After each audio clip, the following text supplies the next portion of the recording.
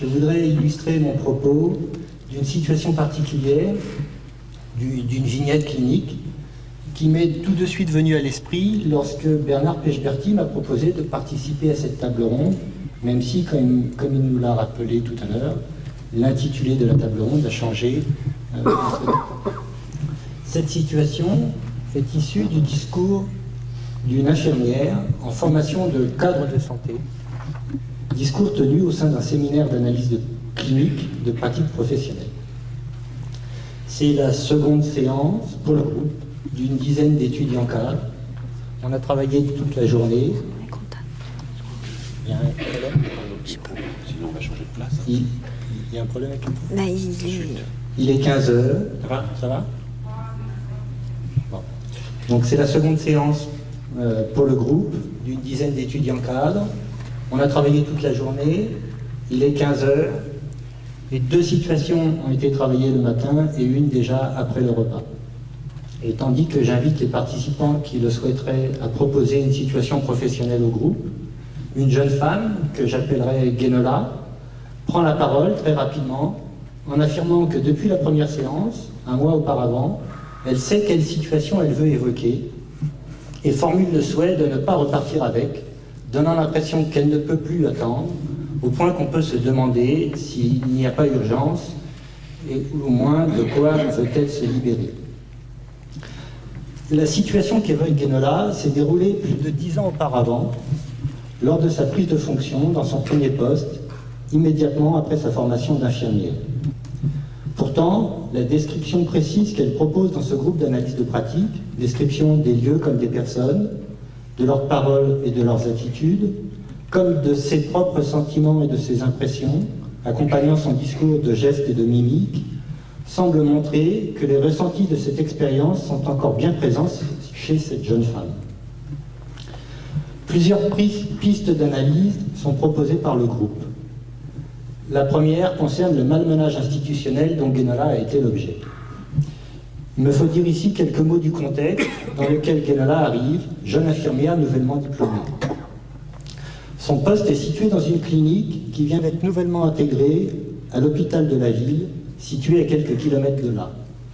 Cette restructuration entraîne la disparition de certains actes chirurgicaux et médicaux sur le site, au profit de l'hôpital.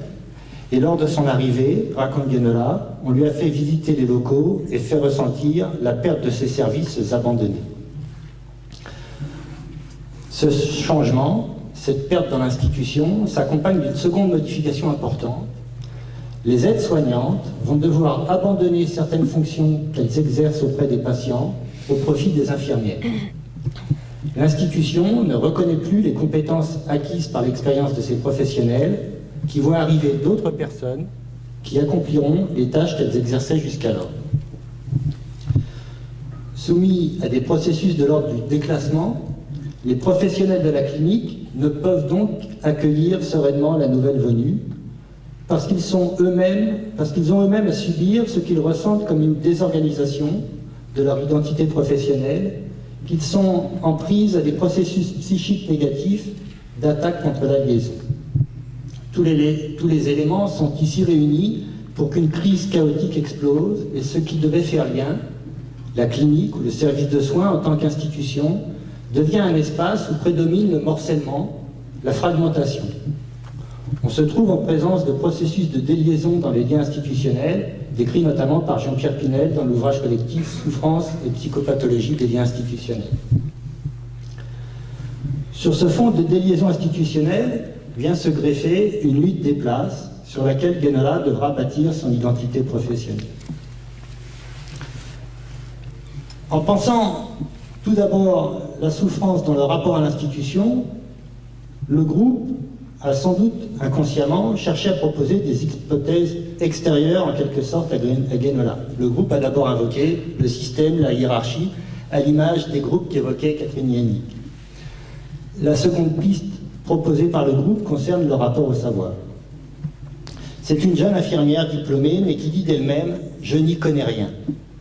Elle ne peut trouver d'aide auprès des aides-soignantes, qui la voient en rivale, et du coup, elle se tourne vers 2 autres infirmières arrivées en même temps qu'elle. L'une est débutante également, mais lorsque Guénola cherche du soutien auprès d'elle, cette dernière semble considérer que Guénola devrait savoir ou la renvoie à elle-même. « Pas cherche », lui dit-elle. Guénola avance que cela est peut-être dû au décalage d'âge, car elle est de 10 ans plus âgée que cette autre débutante, mais peut-être aussi, et le groupe lui fait remarquer, que cette jeune infirmière ressent comme Guénola qu'elle non plus n'y connaît rien, mais ne souhaite pas montrer publiquement son ignorance. L'autre infirmière, Sophie, arrivée en même temps qu'elle, est une intérimaire. Elle est, au dire de Guénola, très compétente, excellente professionnelle. Elle sait tout faire. Elle est montrée en exemple. Sophie par-ci, Sophie par-là, appréciée tant par les aides-soignantes que par les chirurgiens. Contrairement à Guénola, elle n'a aucune difficulté pour s'intégrer dans l'équipe, car d'une part, son habitude du bloc opératoire fait qu'elle a acquis une certaine expérience qui la rend compétente pour les tâches qu'elle doit accomplir, et que d'autre part, étant remplaçante, elle ne s'installera pas durablement à la place de quelqu'un d'autre. Sophie est de passage, elle ne peut être en concurrence avec les aides-soignants. Les moments de repas pris en commun sont décrits par Guénola comme des temps interminables et futiles. Sophie trône en bout de table, tous les discours gravitent autour d'elle, Guénola est sur le côté, tout au bout d'une longue table, et elle évoque son sentiment de ne pas faire partie du groupe et associe ses repas à la scène, comparant Sophie au Christ entouré de ses apôtres, et on peut se demander si la place que Guénola s'assigne n'est pas alors celle de Judas ou de celui qui vient trahir, porteuse de destruction ou de mort. Guénola dit ne pas avoir compris d'où venait pour elle ce sentiment de non-savoir, de méconnaissance, d'autant plus que pendant ses études d'infirmière, dit-elle, au moment des stages, tout s'était bien passé. Les gardes de nuit qui se profilent sont source d'angoisse, car elles évoquent la solitude, la nuit, la maladie et probablement la mort. Ces gardes sont d'après elle l'unique raison qui fait que la clinique a besoin d'elle, malgré ce qu'elle décrit comme sa méconnaissance. Son rapport à savoir se présente sous la forme d'un objet biface, d'un côté le bon côté lors de la formation, de l'autre le non-savoir dans sa pratique professionnelle nouvelle. On peut aussi ici proposer qu'elle a à vivre un passage d'une posture d'étudiante à celle de professionnelle et que les repères qu'elle s'était construits lors de sa formation s'écroulent lors de sa prise de fonction. Passage qui évoque l'adolescence professionnelle qu'avait pointé notamment Louis-Marie Boissard à propos des jeunes enseignants. Dans le groupe d'analyse de pratique, il me semble qu'à la précision du récit répond une qualité d'écoute, peut-être amorcée par le sentiment d'une situation d'urgence ou de prégnance qui a pointé au début de la prise de parole. Gravité entrecoupée par des moments de rire qui laissent comme des respirations dans les récits, respirations dont le groupe a besoin. C'est par exemple l'évocation mimée, assez drôle, de cette aide-soignante juchée sur son tabouret, qui fait son temps d'aide opératoire, dit-elle, puis part ensuite. C'est aussi l'adresse de la clinique, indiquée en dérision, presque à la fin du discours, lorsque Guénola évoque ses retours en voiture, comme si elle lisait la plaque du nom de la rue, chemin du bout du monde. J'ai beaucoup souffert de toute cette situation, dit-elle encore, en évoquant son retour.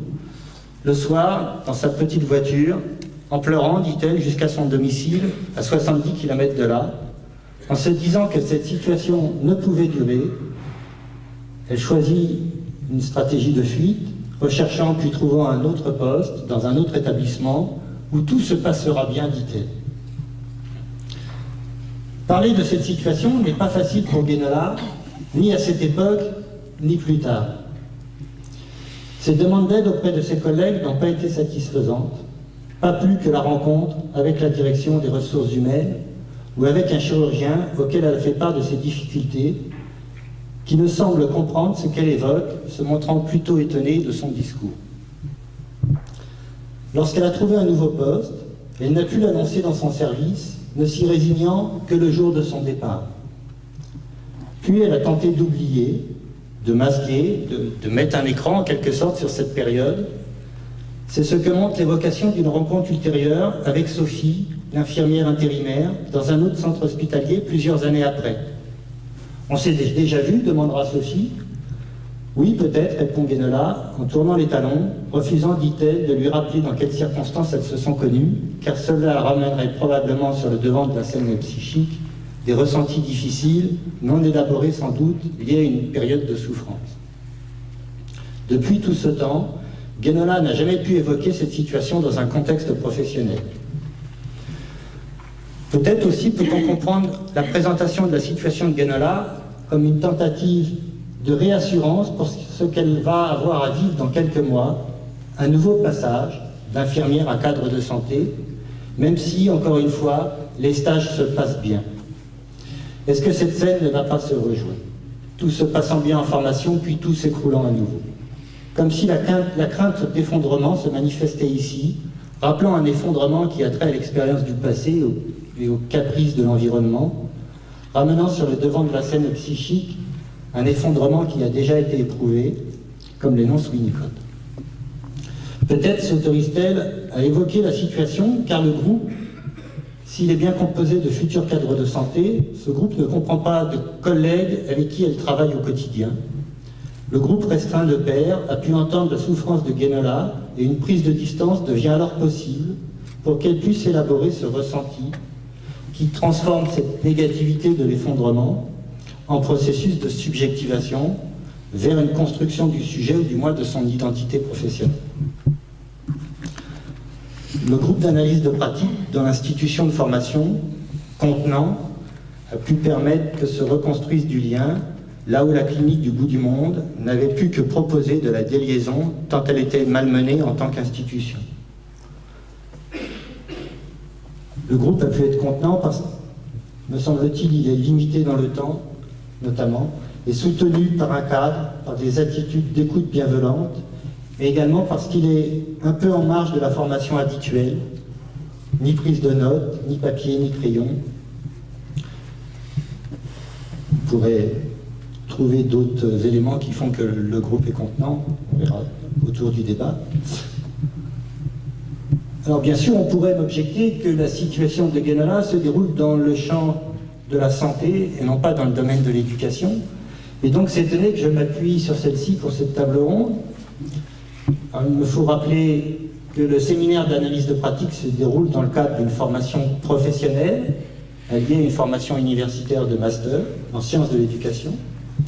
Rappeler également que Dominique Fablet avait pointé dans un article de la revue Connexion que la finalité des groupes d'analyse de pratique est la professionnalisation par la formation initiale ou continue. Et de plus, il me semble que ce qui est dit dans ce discours, dans le discours de Guénola autour de la souffrance vécue, également dans ce qui est travaillé dans le groupe, est assez proche de ce que peuvent vivre des professionnels de l'éducation et se retrouve dans de nombreux métiers de la relation humaine.